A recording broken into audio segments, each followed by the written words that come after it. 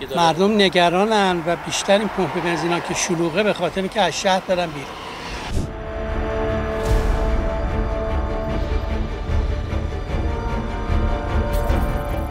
واقعیت نشستیم خونه، فکر نمی‌کنم مسکونیا خورده باشه، نمیدونم به چه صورته. خودم یه آدم یوی خیالی هستم، دقیقاً نمیدونم چه اتفاقی داره میفته.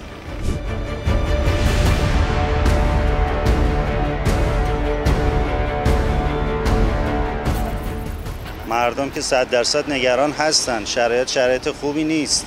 پمپ بنزینا هم بنزین مصرفی که داریم و نمیدن. الان حداقل 40-50 لیتر ماشین باید بنزین بزنه، نمیدونم 20 لیتر چند لیتر بیشتر نمیدن. خب مجبور آدم 2 بار وایسه تو صف، هم که خب اکثرا میخوام از شهر خارج بشن، جای کار دارن، همه گیر افتادن دیگه. وضعیت اینه که میبینید.